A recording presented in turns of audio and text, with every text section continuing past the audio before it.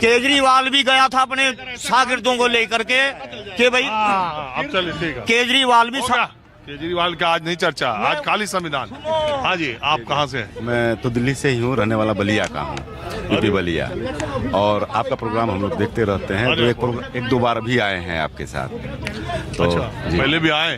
कोई बात हाँ। नहीं। तो आप यहाँ क्या करते हैं? मैं यहाँ पे चुनावी सर्वेक्षण वगैरह का काम भी करता हूँ और नदी संवाद और नदी के ऊपर काम कर रहे हैं हम। नदी के ऊपर ये तो बहुत अच्छा काम कर पर्यावरण के ऊपर एक हम लोग सब काम तो नदी गंदी रह गई, सब कहते रहे साफ करने को, ना गंगा साफ हुई। तो आपका प्रश्न, और प्रधानमंत्री भी कहते थे मुझे माँ गंगा ने बुलाया है, और केजरीवाल भी रोज यमुना कहते थे मैं वोट नहीं मांगू। इसी बात पे कह रहा हूँ कि हम माननीय पूजनीय गोविंदाचार्य जी के साथ मिलकर हम लोग नदी संवाद और प्राकृतिक संवाद के ऊपर काम करते रहते हैं, लोगों को जगाते रहते हैं। तो देखिए, आप कह रहे थे कि संविधान खतरे में है, तो नहीं, अभी चर्चा हो रही थी कि संविधान खतरे में है, तो संविधान खतरे में नहीं है, मानव जाति खतरे में है। पहली चीज, सही बात, मानव जाति खतरे में है। और यह खतरे इसलिए है कि पूर्वोत्तर सरकारों ने, चाहे देश की सरकार हो चाहे कहीं की भी सरकार हो, वो मानव रहित, मानव को ध्यान में केंद्रित करके विकास को किया है।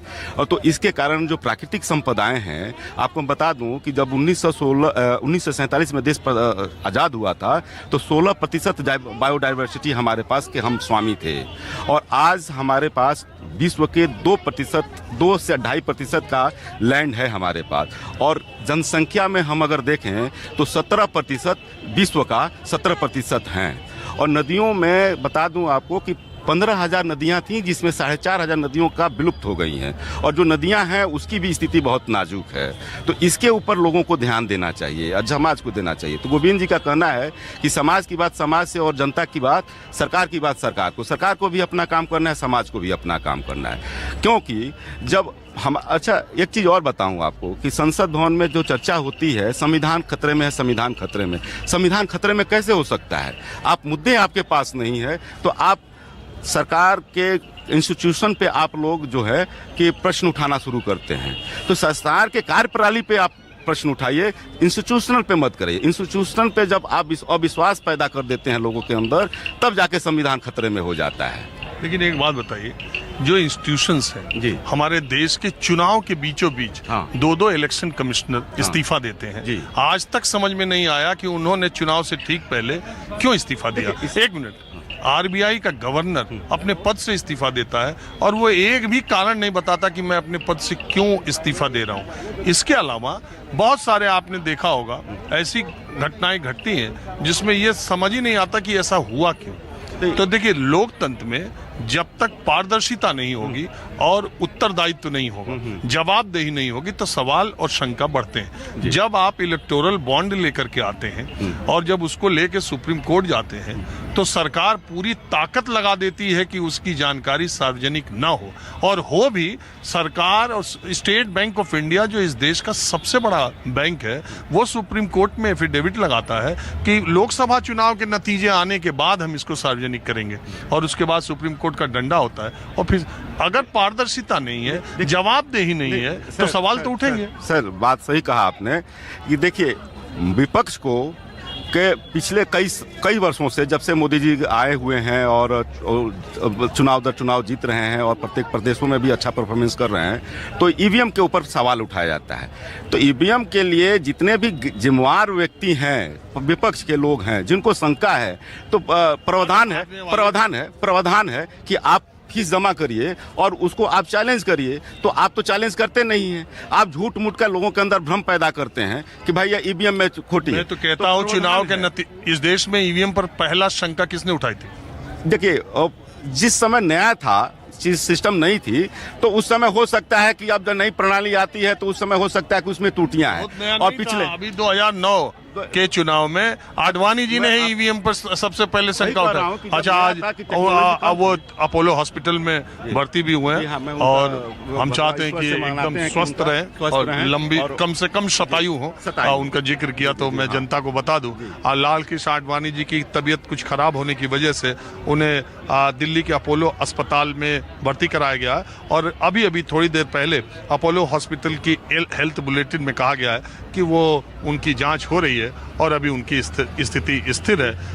देश के और अपनी विचारधारा के अग्रणी पंक्ति के नेता भारत रत्न लाल कृष्ण आडवाणी की सेहत में सुधार हो, ऐसा मैं, मेरे दर्शक और हमारे चैनल की तरफ से उनके लिए प्रार्थना करते हैं कि वो जल्दी सुधार हो, स्वस्थ रहे और मार्गदर्शन मिलता रहे, देश को मार्गदर्शन मिलता रहे। तो और दूसरी चीज कि विपक्ष का काम है आपको मुद्दे को सही तरीके से सही परिप्रेक्ष्य में उठाना। देखिए, कांग्रेस के पास न कोई ऐसा नेतृत्व नहीं है जो दूरदर्शिता के साथ काम करे। उसको अपने दुश्मन और प्रतिद्वंदी में कोई फर्क नहीं समझ में आता है। देखिए, कांग्रेस भाजपा को दुश्मन समझती है, लेकिन भाजपा उसके दुश्मन नहीं है, उसका प्रतिद्वंदी है, क्योंकि उसकी जितनी भी सीटें हैं। जो आप बात कह रहे हैं, ये तो संघ प्रमुख ने बीजेपी और सारे लोगों को नसीहत दे के कहा था कि ये जो विपक्ष है उसको प्रतिपक्ष मानना चाहिए, उसको विरोधी या दुश्मन शत्रुता का व्यवहार नहीं करना चाहिए। वही बात कर रहा हूँ। और लेकिन कांग्रेस नेतृत्व के पहले मैं बात कर लूँ कि देखिए, कांग्रेस नेतृत्व का जो दुश्मन है नंबर 1 होना चाहिए, आम आदमी पार्टी होना चाहिए, क्योंकि कांग्रेस सत्ता में थी तो आम आदमी पार्टी ने उसके ऊपर झूठा आरोप लगा के और उससे सत्ता वापिस हथियाई थी। तो नंबर भाजपा नहीं है, नंबर 1 उसका दुश्मन आम आदमी पार्टी। दुश्मन क्या है?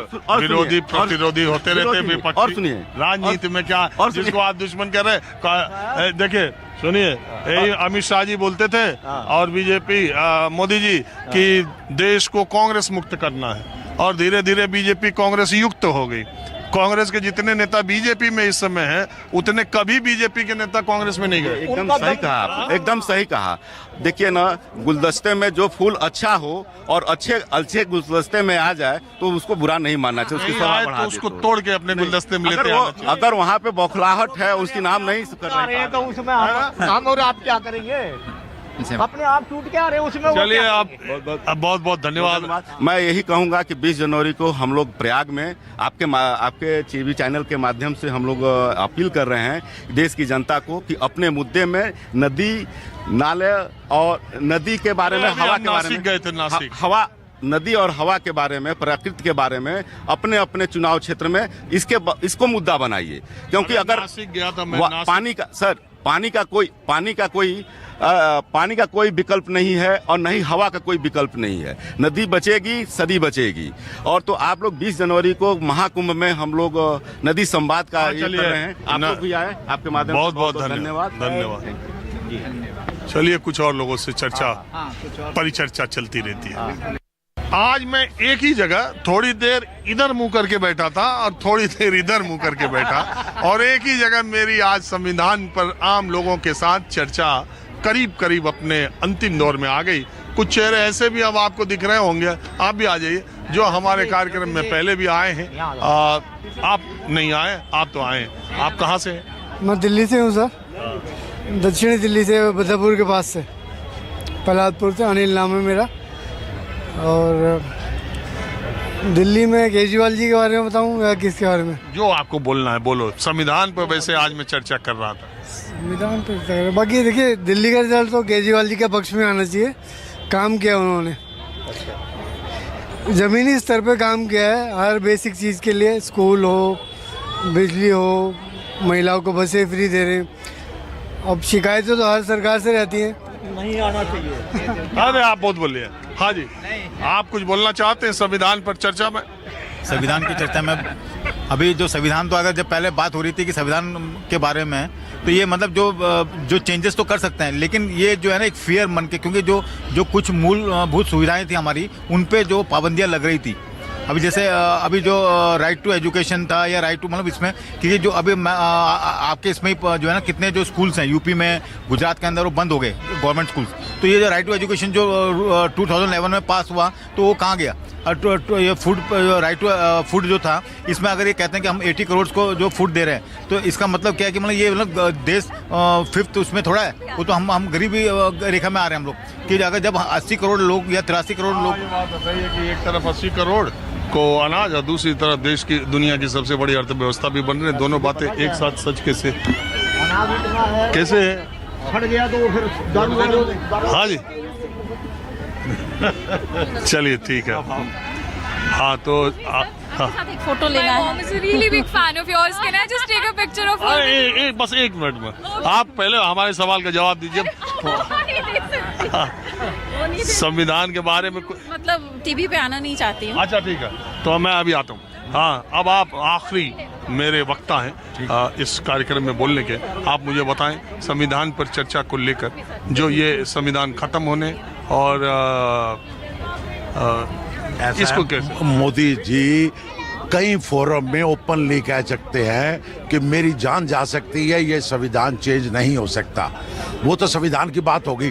थोड़ी केजरीवाल जी की बात चल रही थी कि वर्ल्ड क्लास जो उन्होंने स्कूल बनाए हैं।